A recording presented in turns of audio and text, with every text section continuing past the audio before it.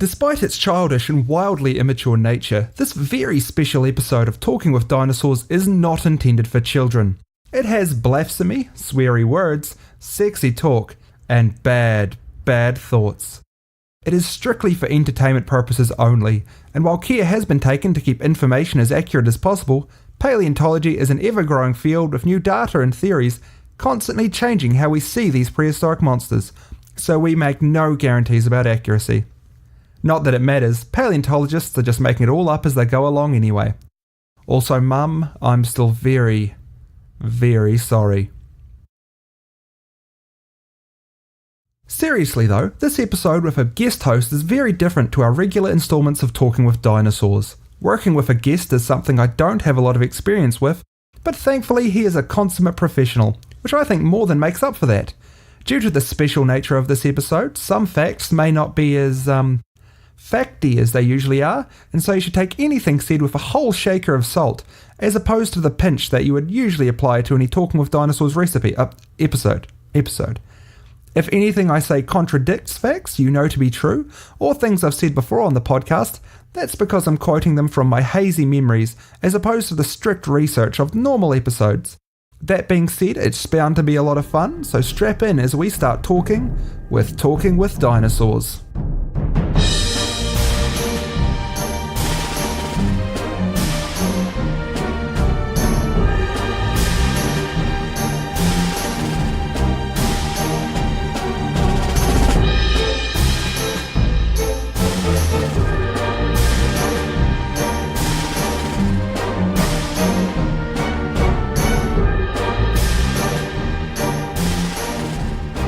Alright, and welcome back to a very special episode of Talking with Dinosaurs, which I believe I'm going to call Talking with Dinosaurs with guests.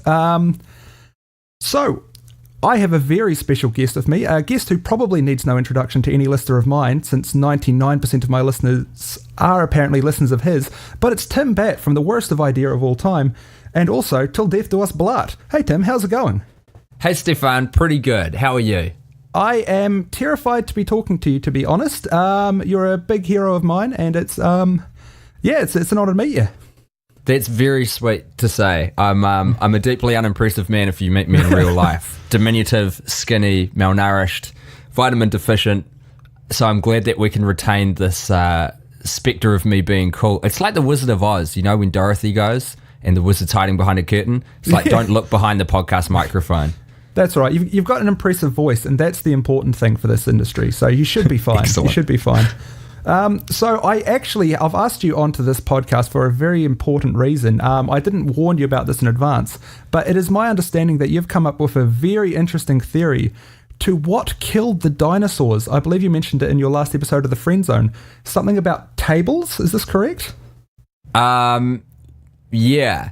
Look, I'll be honest, Stefan, a lot of the ideas that we throw around on the Friend Zone and most audio products that I release out into the world, there's a lot of free-flowing ideas in the room, a lot of red team, blue team, you know, just trying to get the best and wildest ideas out of there to get a strategy formed. I believe the theory from memory, which is hazy despite the fact that the conversation happened about 4 days ago, was centered around... man created the tables, and then the tables wiped out man, and the dinosaurs were left. I can't even remember, man. That's just the level of nonsense that we talk. It's all of a piece. I thought that'd probably be the case. I mostly just did this to put you on your toes, which I found very funny. So thank you for that.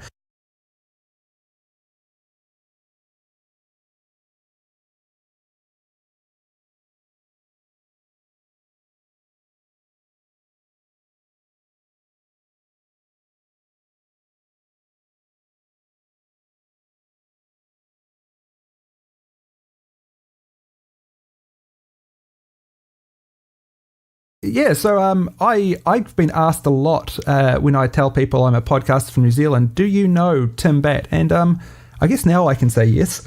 But I did want to ask you a few questions about dinosaurs, since that is what the podcast is about. So Tim, what draws you to dinosaurs? I'm guessing, like all humans, you've had a dinosaur phase at some point. What was your favourite thing about dinosaurs? So I think it's probably related to when I was brought up, which, do the math, late 80s. I was going to say late 70s. I'm not that old. I'm 31. I'll give the game away. I was born in 1987. I thought you were 150. I feel quite more impressed with your achievements now.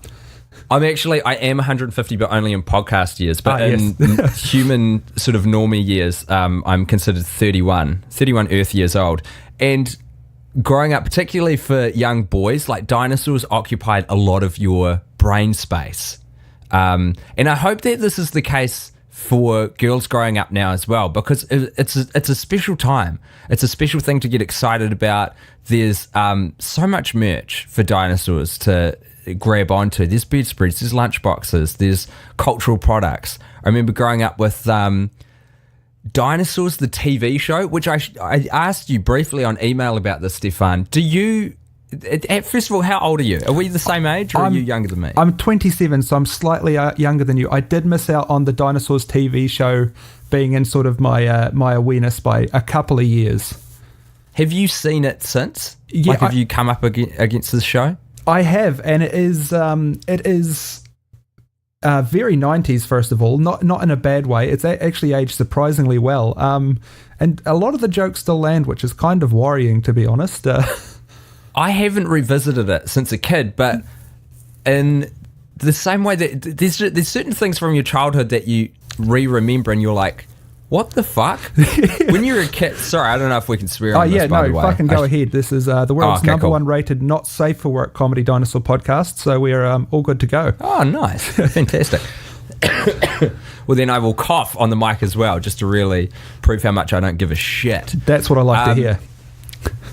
I haven't watched it now with an adult brain, but there's all of these experiences that you have as a kid where everything you do as a kid, you don't know the rule set of the world and of life yet. So you just take everything as like, yep, I guess this is how it's supposed to be. And that is how I took the TV show Dinosaurs. It's just like, yep, I guess this is another TV show. But in retrospect, that thing was fucking crazy. Like, it was a sitcom about a bunch of anthropomorphized dinos who were just living their life. And in that very quintessentially 90s way, they had all these catchphrases like, not the mama. That's what the baby would say, I think. And then smack the dad dinosaur with a pan in the head. That was like an oft return to goof on the show. I remember the final episode, I'm pretty sure the asteroid comes and wipes them all out. Which is crazy, because this is a multi-season sitcom where you're really like growing with the characters, getting to know them.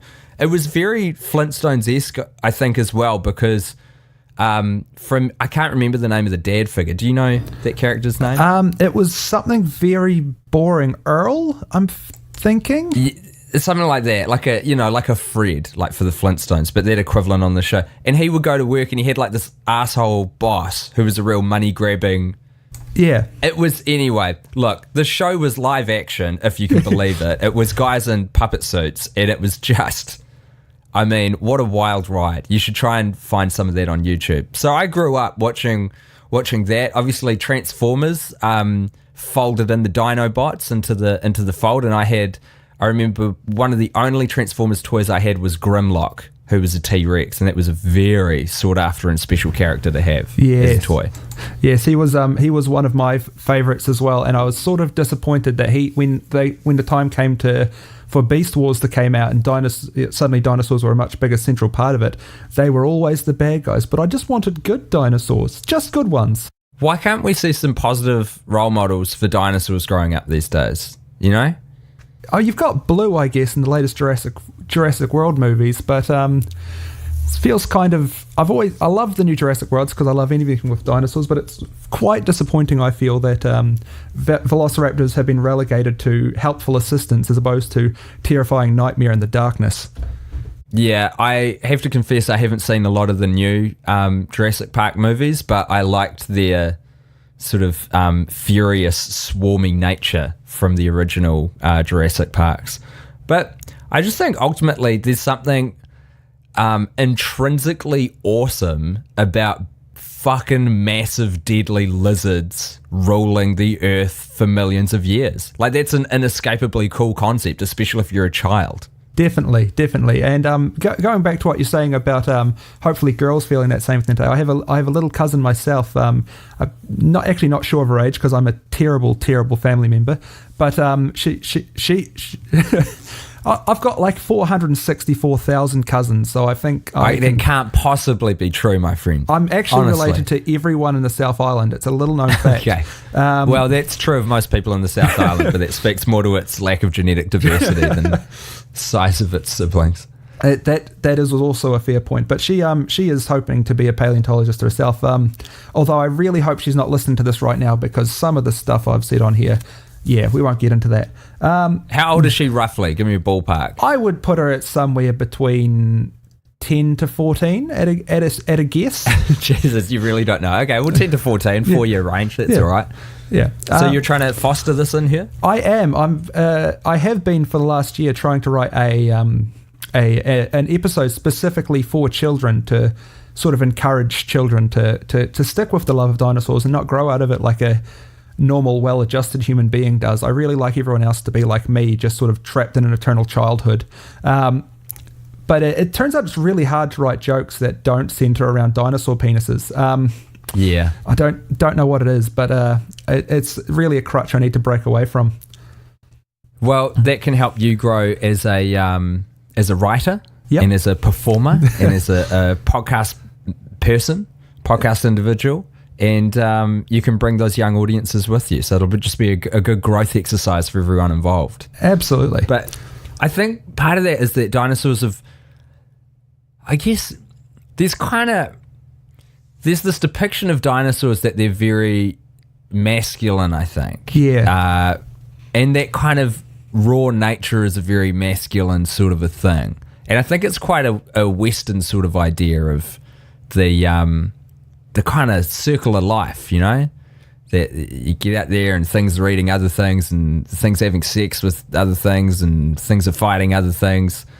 And we attribute that to sort of male behavior. But turns out I've done the research and there's always been females of pretty much all the species that we know on Earth who have participated alongside those things. So we need to get those old world notions out of here. Get some more women into dinos.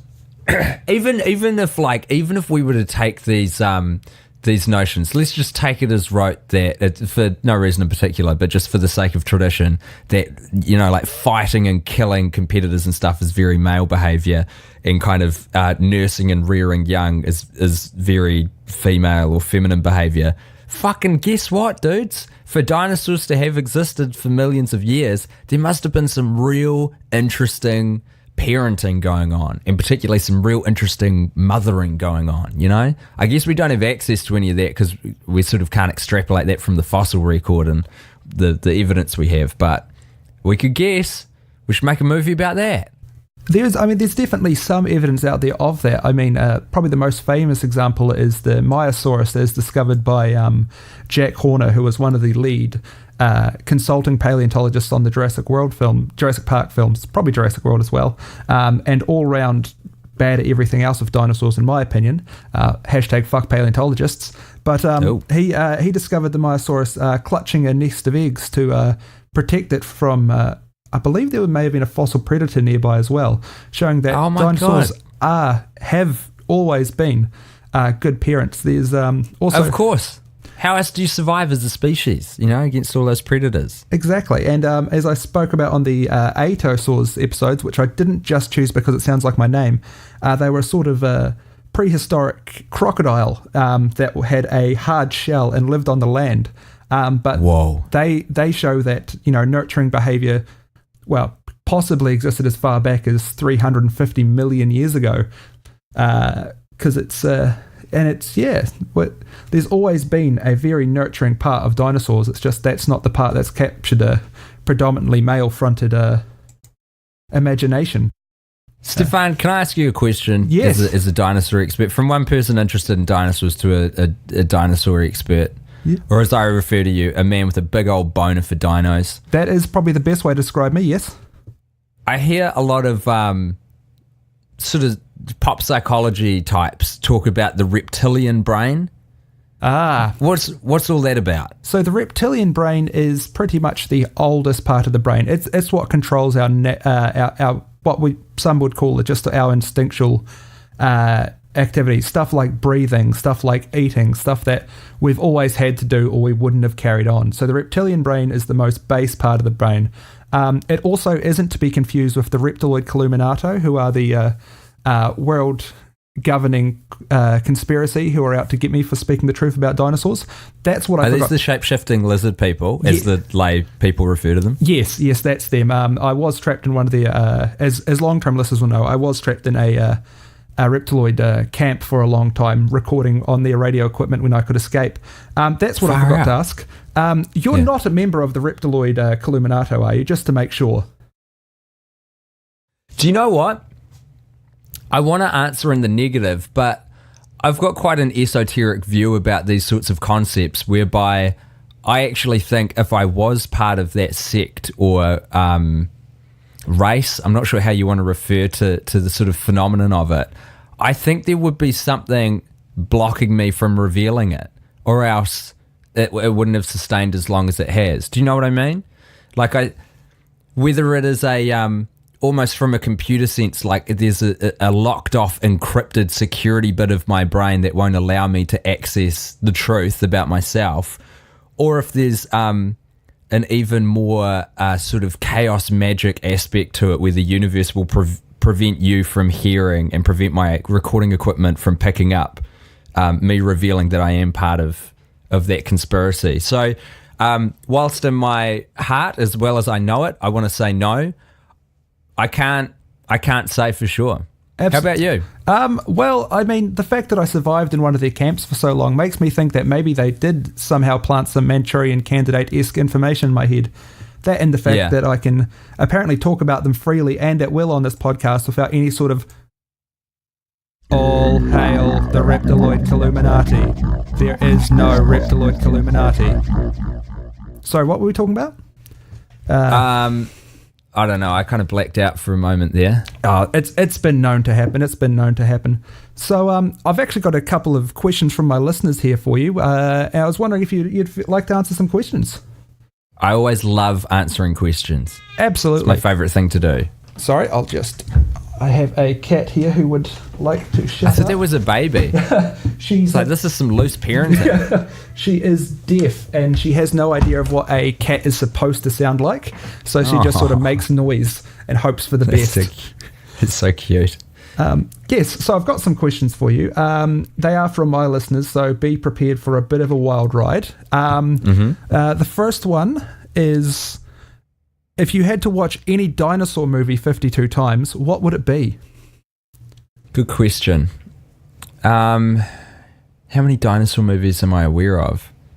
I kind of want to take Jurassic Park off the table if I can, just because I think it's too big an enterprise for it to be fun. Absolutely. Can you name any other big dino movies that I might be aware of? Obviously, the Land Before Time series is probably the most... it's probably the biggest one that I can think of apart from Jurassic Park. You don't get many dinosaur series as opposed to just as isolated dinosaur films that don't typically do very well if they're not fronted by Steven Spielberg. I think Land Before Time is actually a pretty good candidate. Yeah, probably that. Yeah. Did they ever make a movie of Dink, the little dinosaur? I don't believe they did, but you could... No, wait, hold on. What am I thinking of? Not Dink, I'm thinking of Denver. Denver, the little dinosaur. He's my friend and a whole lot more. But was he real or was he someone's imaginary friend who sort of took the shape of a dino? If I remember correctly, he was real. I was actually watching the show for the first time recently. Someone showed me that and blew my mind, to be honest. It's How fucking good is that theme song though? It's right up there with DuckTales as like number one cartoon Truly bangers. Is. Yeah.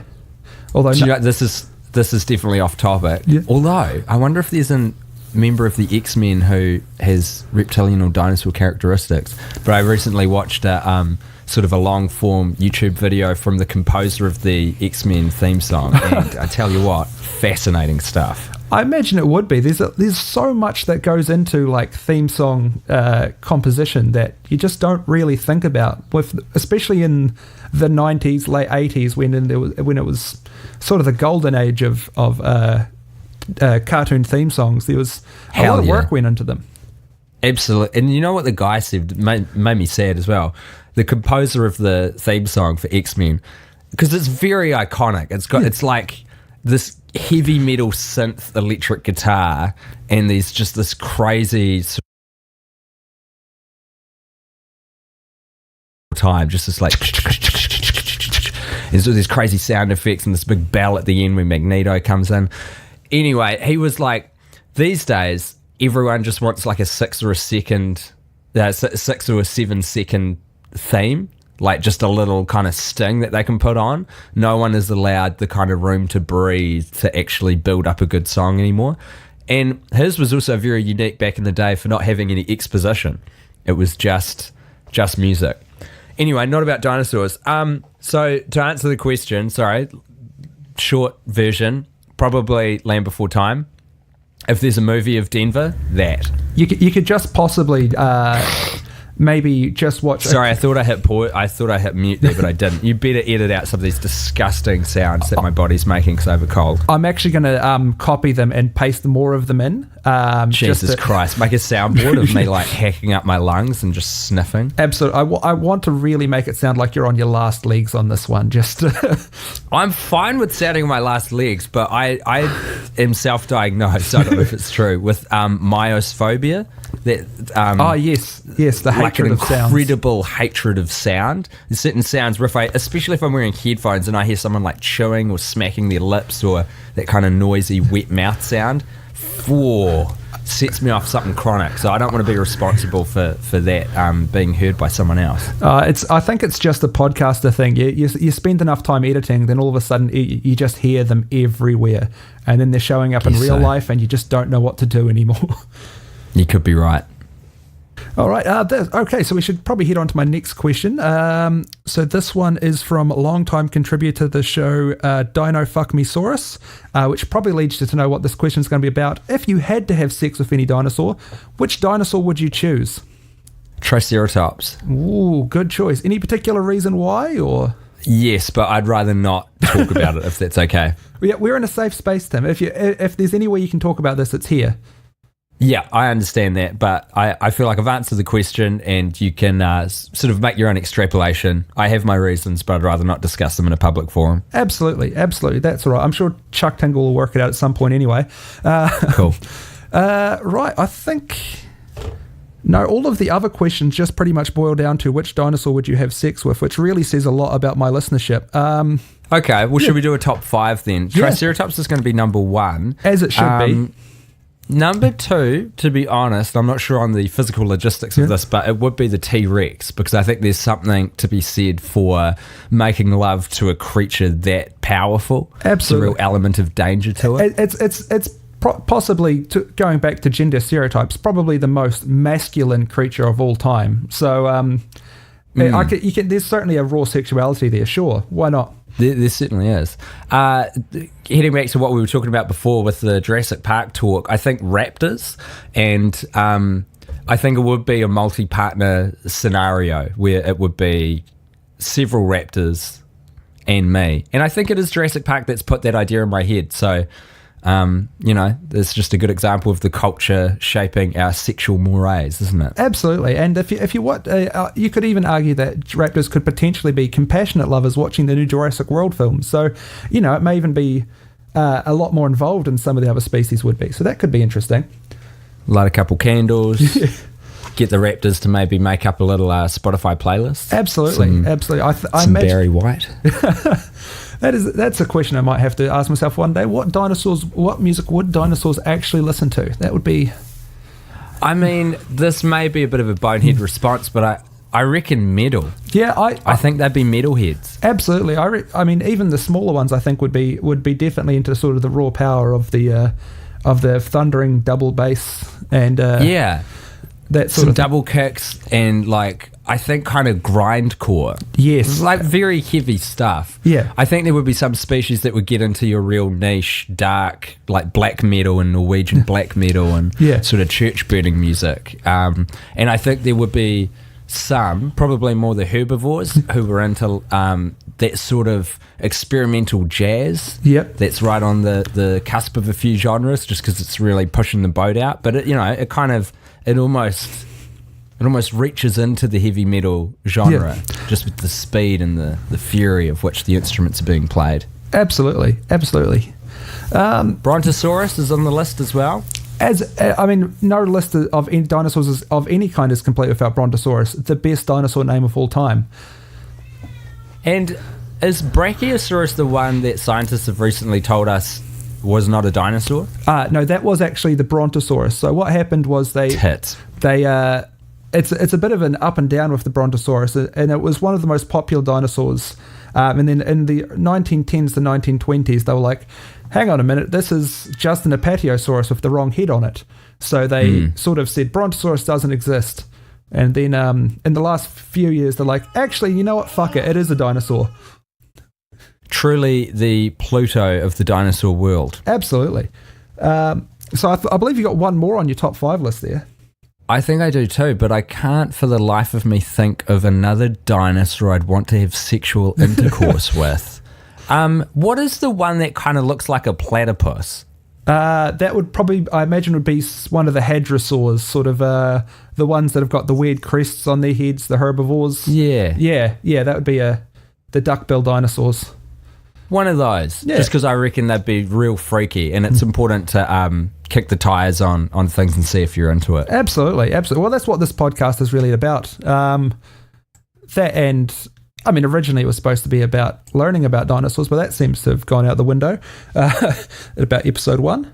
I've learned some stuff. Learned about the reptilian brain. That's right. You just mentioned the name of the platypus-looking dinosaur. I have to admit it didn't go in there. What is it? It starts with an H? Hadrosaurs. There's a whole... Hadrosaurs. It's more of a grouping. Family? More like canines or felines or that sort of thing. There's thousands of different hadrosaur species, all of them with goofy shit on their head. Imagine that. Now, I've have to confess, I've only heard the first episode of this, Stefan, so I haven't continued on the track of where this has gone. Do you kind of pick, do you have a favourite dinosaur overall, or is it a constantly moving feast, like having a favourite child? No, everyone knows that there is just one favourite child. That's just a fact. I can say that confidently as an only child. There is one dinosaur, which is, in my personal opinion, which is the only opinion worth listening to, the correct dinosaur, and that is the Ankylosaurus, the big club tail sort of fellow. Just because I could give you lots of really good reasons to why it's the best, but what it boils down to is it's the best. It's just a fact. It's got you can't eat it. It's just pretty much indestructible. It can break the bones of anything that tries to attack it. It's not going to... Really? Yeah, it's... How? With the tail? Yeah, with the tail. Some of the tail clubs could weigh, 40 to 50 kilograms, just this big hunk of bone at the end of a tail. Very easily could break the leg of a giant theropod that was trying to attack it. And it would require a lot of work for most carnivores to flip it over to try and get to its to sensitive parts, most of which are also armored. Although I have another question. Yes, which you may have explored on a previous episode. Yeah, go for it. What do you think the experience would be like if dinosaurs survived and we were still in this kind of alpha predator position, apex predator position we're in now, but we did find a way to sort of coexist with them? Can you see that being a thing, or do you think that anything that large and threatening, it either was going to be us or them? There was no way for man and dinosaur to coexist. Well, if you want a sort of very smarmy, elitist sort of answer, the correct answer is, well, they did survive. They just became birds and we out-evolved them. Is that true? Is that sort of a pretty accepted fact in the scientific community? It is or theory, rather. It is the scientific consensus at the moment. I would say it's not quite as set in stone as gravity or tectonic shifting or climate change, but it's definitely up there. There are a few people out there who disagree with it, but a lot of the new discoveries coming out of China, if you look at the fossils themselves, they if you were to look at them, they're very indistinguishable from the early birds as well. They very clearly sort of came from the same tree, as it were. So what we're probably looking at is there were these big old lizards, which we know as dinosaurs, roaming around. Yeah.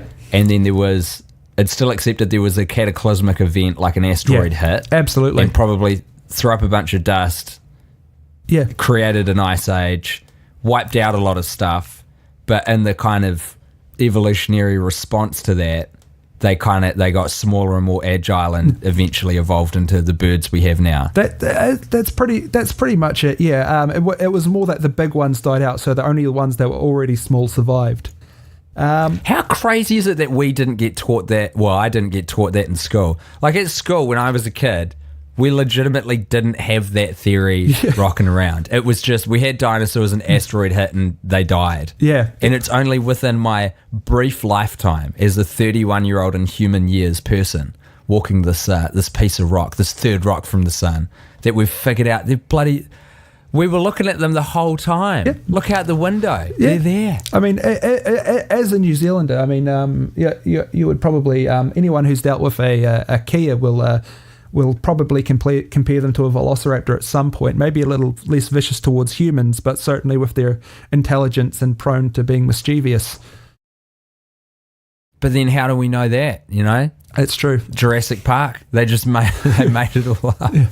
Yeah. I love how much our idea and notion of dinosaurs could quite easily be wrong, right? Like we've got a very strong idea from cultural products about what they were like and what they sounded like and how they moved. We don't fucking know, do we? That's a lot of the basis for the podcast, actually, is just sort of paleontologists have some really great guesses based on really good science, but they're still just fucking guesses. But the only thing we know for sure is that Parasaurolophus, one of the hadrosaur dinosaurs, the one with the big dildo-like horn growing out of the back of its head, it definitely could toot. It was a bit of a because of the nasal passages, but that's about all we know for sure. Especially, I mean, I love that fact though. That's a good one. If you were only going to know one thing, that's not a bad one. Yeah, if you need to convince someone you know about dinosaurs, all you need to say is Parasaurolophus is the tootiest dinosaur, and then you're good from there. You walk away at that point. Keep the air of mistaken authority in the room. Yeah. And always drop the microphone at the same time. Keep one on you at all times just to sort of let go. Make sure it just... Pull it out of your back pocket. Yeah. I carry a Shure 58 on me at all times, just in case. Boom. That's what it comes down to. We know nothing of how dinosaurs acted. We make good estimates on what they ate by their teeth, but I mean that could still technically be wrong. Maybe T-Rex was a herbivore. I mean, it definitely wasn't. That's ridiculous. But there's nothing that we know is set in stone. Even how they looked. Even the ones that we have a very good idea of how they looked, we don't know for sure. We have no idea of how much fatty tissue they had. Have you ever seen one of the drawings where someone's drawn a T-Rex puffed up like a sparrow, covered in feathers? I've not. So is that a possibility? It's a possibility. I mean, if you look at the skeleton of modern birds, as I was saying before, they look fairly identical to dinosaurs, except the hand shape is a bit different. So if you look at, for example, wood pigeon, the kariru, one of New Zealand's favourite birds, #Kariru Bird of the Year.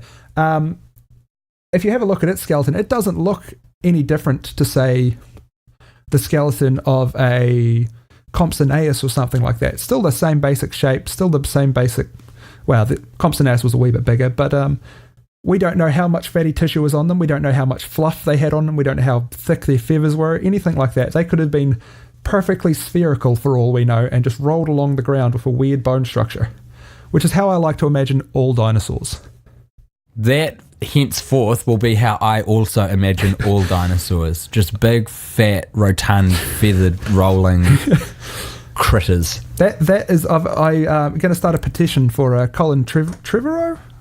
the person behind the new Jurassic World films, that in Jurassic World 3, all of the dinosaurs are just gigantic balls of fluff that just roll around and crush people. I think that's the way the series should go from here. And whenever anyone asks you why you've depicted dinosaurs that way, just say, you don't know, fuck paleontologists. And then pull out your microphone, drop it, and walk out of the room. That's the way to go. And make sure right after that you tell them also the reason they died was because of tables. We can flesh out the details on that one later. You should put that. I don't think it's worth repeating actually, but just for the sake of filling in the blanks of what the hell I was talking about, you should stitch that into the end of this episode or something. I'm not going to lie, I was genuinely impressed when I heard it, how close to our recording that came up in the friend zone again. I was quite glad that appeared where it did. A lovely bit of ammunition for you to fire at me. I'm so sorry it was a blank based on the fact that I remember fucking 3% of all the things I say out loud. No, that's all right. I find the same thing with the with this podcast. I quite often go to write an episode on a dinosaur I've already done, and I've only done about 20 dinosaurs or so that's not a... How many dinosaurs are there, Stefan? Well, how many dinosaurs do we know about? Thousands. How many dinosaurs do we know anything useful about? Probably about 20. So that's it? The show's done? Yeah, pretty much. Like... there's lots of dinosaurs that they make lots of lovely guesses about, but even some of my favourite dinosaurs that I've featured on the podcast, Dinosaurs is probably the best example, which was known for 50 years simply as 2 gigantic arms, and that was it. They very recently found the body to go with those arms and were like, oh yeah, that's what that looked like. But I mean, they could be anything. But yeah, we can safely probably assume that, diversity of life was even bigger back then than it is now because, well, there weren't people just fucking everything up. But they, I would imagine that there was probably millions and millions of kinds of dinosaurs, and we will probably discover a couple thousand of them. I want to believe that dinosaurs kept pets. Or some sort of rudimentary form of farms. I mean, I don't need any evidence. I just want to believe that, so I'm going to have that picture in my head. Well, although this will go against your table theory, I think it's very important to note that my personal theory as to what happened to dinosaurs has a lot to do with what we do today. So with humanity, what we do is we find all of our, all of the bodies, dead people, civilizations, that sort of thing. We find the ones that we would normally leave to be fossilized, and then we dig them up and put them in a museum, preventing them from becoming fossilized properly. So for all we know, there were all of these dinosaur societies in the late Cretaceous just digging up, having dinosaur archaeologists digging up dead dinosaurs, hiding their corpses from us, not allowing them to become fossilized, building a civilization built on fossil fuels, creating a huge climate change. So much so that when an asteroid hit and made it even worse, they had no way to recover, wiping all of them out and leaving us zero evidence to them ever existing. Prove them wrong, fuckers. Exactly. And Prove Stefan wrong. That's why it's very important that we get ourselves encased in concrete on our death and bury ourselves in a sheet of rock that should become uncovered in about, say, 100 million years or so, just in case. Concrete. So that we're there. Think big, Stefan. Look, as I confessed earlier, I'm no Jurassic Park expert, but the one takeaway I did get is surely we're supposed to entomb ourselves in amber. Yes. I mean amber, yes. Sorry. Amber. Yes. No, that could be the way to go. I've just got to find a tree big enough. I don't suppose you got Yggdrasil up there somewhere in Auckland, do you? I don't know. I'm looking at some tree. It could be that thing you just said. Yeah. At the very least, the kauri are quite big, so that they're might around. do. Yeah. Somewhere. Well, for now. Excellent. Well, for now. An ominous note. But I think that's all we've got time for today there, Tim. Thank you so much for appearing on the show. Stefan, it's been a pleasure talking to you, and I'm just so glad that you're doing this podcast. I hope it goes forever. I do too, but realistically, I've probably got about 15 to 20 more dinosaurs, and then we're out of luck. It breaks my heart. Just make some up, man. You're a knowledgeable dude. No one's going to question it. Well, I mean, shit, that's a good idea. It is a good idea. I might cut this I'm part full of good ideas, man. Tim Batt, ideas man. That's it. Yes. Thank you very much, Stefan, for having me on the show. No problem. Thank you for been a being pleasure. here. And make sure, of course, you check out, if somehow you haven't already, Tim's podcast, The Worst Idea of All Time. He also features on a podcast with the McElroys called Till Death Do Us Blood, where I believe you have to watch Paul Blart Mall Cop 2 forever. Is that the case? Yeah, that's right. It's the eternal podcast. So every American Thanksgiving we watch Paul Blart Mall Cop 2. Excuse me, the five of us boys. And we also have to name a successor in the event of our death, who will take the place of our watch and record. So in theory, this podcast, we'll go for eternity. Well, I look forward to uploading my brain into the singularity and hearing this new episodes in 2,000 to 3,000 years. Cool. I was going to say sounds fun. That actually doesn't. That sounds grim as hell. But, sounds like something. Sounds like the future. It certainly sounds like something scary that is coming any day now. Oh, well, thank you very much, Tim. Righto.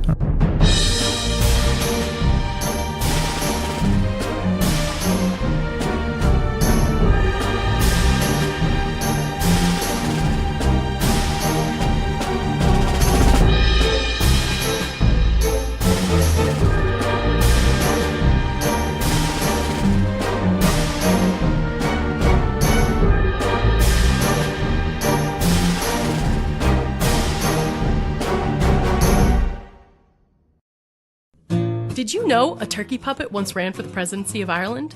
Did you know that meat once rained from the skies of Kentucky? Did you know that there was an emperor of the United States for a while? Then listen to the Wiki Ship Down podcast. We live in an age when the sum total of humanity's knowledge can be found in your pocket on a smartphone at any given time. But when that knowledge is peer editable, like it is on Wikipedia, what does that say about mankind? So follow us down the digital rabbit hole as we drink, joke, and curse our way through the random button on Wikipedia and see where our journey through humanity's knowledge takes us. While you're at it, follow us on all social media at Wiki Ship Down. I'm Ruth Ann. I'm Ryan, and be sure to find us every Wednesday on iTunes, Stitcher, SoundCloud, or wherever you listen to podcasts.